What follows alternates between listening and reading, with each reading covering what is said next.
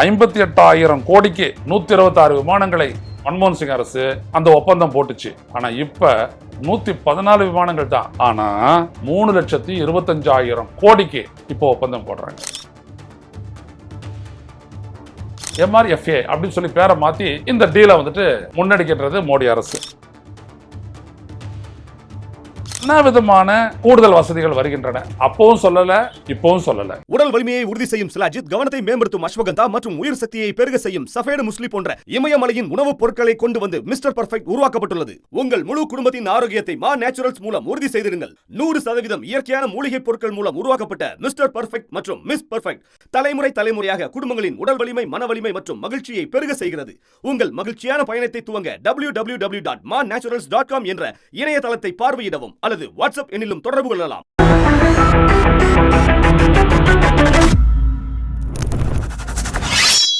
வணக்கம் தொடர்களே. ரோஸ்டோ செய்தியின் வாயிலாக இன்று மீண்டும் உங்களை சந்திப்பதில் பெரும் மகிழ்ச்சி அடைகின்றேன். பிரெஞ்சு அதிபர் இமானுவேல் மேக்ரான் டெல்லிக்கு வந்திருக்கின்றார்.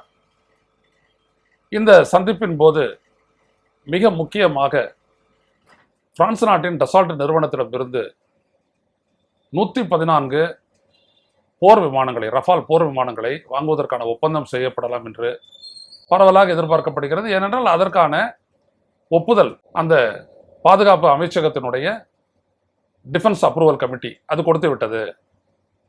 எனவே அது நடக்கத்தான் போகிறது. 3.25 லட்சம் கோடிக்கு 114 ரஃபால் விமானங்கள் வாங்குவதற்காக கிட்டத்தட்ட ஒரு விமானம் 2,800 கோடிக்கு மேல போகுது. இதுல கவனிக்க வேண்டியது என்ன அப்படின்னீங்கன்னா, இதுல இருந்துட்டு ஒரு 15 ஆண்டுகளுக்கு முன்னாடி 2007-8 ஆண்டுகளில் முதல்ல இந்த medium multi role combat aircraft MMRCA என்கின்ற இந்த விமானங்களை வாங்குவதற்கு காங்கிரஸ் அரசு ஒப்பந்தத்திற்கு போனது. எவ்வளவு விமானங்கள் அப்படின்னோம்னா, அதாவது சொல்ல போனோம்னா 7 to 8 பில்லியன் டாலருக்கு, 700 to 800 கோடி டாலர்களுக்கு 126 விமானங்களை வாங்குவதற்கு அப்பொழுது இருந்த மன்மோகன் சிங் அரசு திட்டமிட்டது. ஏன்னா அப்போ வந்துட்டு விமானப்படையினுடைய பலம், பல ஸ்குவாட்ரன் குறைஞ்சி போச்சு. ஏன்னா பல விமானங்களை நம்ம நீக்க வேண்டிய ஒரு கட்டாயம் ஏற்பட்டுச்சு. அதனால அது விமானம், ஆனால் அந்த டீலினுடைய சாரம் சொன்னோம்னா, அந்த 126 விமானங்கள்ல 18 விமானங்கள் உடனடியாக டெலிவர் பண்ணிடுவாங்க. ஆனால் மீதி இருக்கக்கூடிய 108 விமானங்களை இங்க இருக்கக்கூடிய இந்துஸ்தான் ஏரோநாட்டிக்கல் லிமிடெட் பெங்களூரு, அங்க டெக்னாலஜி டிரான்ஸ்ஃபர் மூலம் இந்தியாவிலே தயாரிக்கிறது, கூட்டு தயாரிப்பு. எப்படி பிரம்மோஸ் ஏவுகணை தயாரிச்சோமோ அதே மாதிரி கூட்டு தயாரிப்புக்காக பண்றது அப்படின்னு சொல்லிட்டு தான் பிளான் பண்ணாங்க. ஆனா அதில் பண்றதுக்குள்ள 2014 வந்துருச்சு, முடிஞ்சு போச்சு. உடனே பாஜக என்ன பண்ணாங்க, அதே ஒப்பந்தத்தை 36 ரஃபால் விமானங்களை வாங்கறதுக்கு காங்கிரஸ் போட்டு வச்ச அந்த 580 கோடி ஒரு விமானத்துக்கு அப்படின்றத 1,600 கோடிக்கு 36 விமானங்களை வாங்கினாங்க. வந்துருச்சு, எல்லாம் டெலிவரி ஆகிப்போச்சு. அந்த விமானங்கள் வந்துட்டு எப்படி பர்ஃபார்ம் பண்ணிச்சு அப்படின்றது நீங்க கேள்விக்குறி. ஆபரேஷன் சிந்தூர்ல நாம சில விமானங்களை இழந்திருக்கிறோம் அப்படின்னு சொல்லிட்டு துணை தளபதி பேசுறதெல்லாம் நம்ம பேசியிருக்கிறோம். நம்மளும் அந்த விஷயத்த செய்திகளை வந்து நம்ம போட்டிருக்கிறோம். இப்ப பாத்தீங்க அப்படின்னம்னா அதே விமானம் தான், ஆனா வேறொரு பேர்ல. இப்ப என்ன பேர்ல பிஜேபி கவர்மெண்ட் அதை பண்ணுது அப்படின்னம்னா, இதனை கிட்டத்தட்ட அப்ப வந்துட்டு 58,000 கோடிக்கு 126 விமானங்களை மன்மோகன் சிங் அரசு அந்த ஒப்பந்தம் போட்டுச்சு. ஆனா இப்ப 114 விமானங்கள் தான்.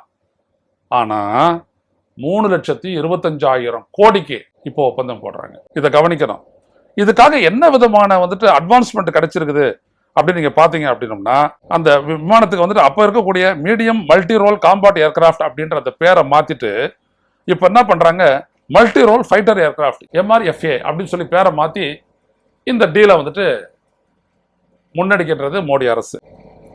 இதுல வந்துட்டு என்ன விதமான கூடுதல் வசதிகள் வருகின்றன? அப்பவும் சொல்லல, இப்பவும் சொல்லல. இந்த விடயம் நாட்டில் மிகப்பெரிய ஒரு சர்ச்சை ஆகியிருக்கிறது. ஆனா அதை பத்தி ஒண்ணுமே பேசல. ஆனா என்ன விலைன்னீங்கன்னா, அப்ப இருந்ததை விட இப்ப வாங்கக்கூடிய இந்த விமானங்கள், வெறும் 114 விமானங்கள் 30 to 35 பில்லியன், 3,000 to 3,500 கோடி டாலருக்கு வாங்குறாங்க. யாரு? பாஜக அரசு. இதற்கான மற்ற விடயங்கள் எந்த அடிப்படையில் இது ஒஸ்தியானது, எந்த அடிப்படையில் நம்ம இதை வாங்குறோம், இதை வந்துட்டு ஒரு ஸ்ட்ராட்டஜிக் பார்ட்னர்ஷிப் ராஜதந்திர ரீதியிலான ஒரு கூட்டாண்மையினுடைய அடிப்படையில் இந்த ஒப்பந்தம் செய்யப்படுது என்றால் என்ன அர்த்தம்? ஏன் அதை விளக்கமாக சொல்லாமலேயே இந்த டீலை வந்துட்டு மோடி அரசு செய்ய போகிறது? அதான் ரொம்ப முக்கியம். 126 விமானங்களை 58,000 கோடி வாங்குறதுக்கும் 114 விமானங்களை 3,4 லட்சம் கோடிக்கு வாங்குறதுக்கும் யார் பெனிஃபிஷியரி? என்ன அடிப்படை? அப்போ தேசத்தின் பாதுகாப்பு அப்படின்னு சொல்லிட்டு கோர்ட் வரைக்கும் அந்த கேஸ் பண்ணும்போது ஒரு மூடிய கவர்ல போட்டு கொடுத்தாங்களே, அப்ப என்ன தேச பாதுகாப்பு அதனால கிடைச்சது, இப்ப என்ன தேச பாதுகாப்பு உயர்ந்திருக்குது அப்படின்றதெல்லாம் சொல்ல வேணாவா? ஆனா அதெல்லாம் சொல்லவே இல்லை. ஒருவேளை மார்ச் 9ஆம் தேதி மீண்டும் கூடுகின்ற நாடாளுமன்றம் கூடும்போது தான் இதெல்லாம் என்னன்னு தெரியும்.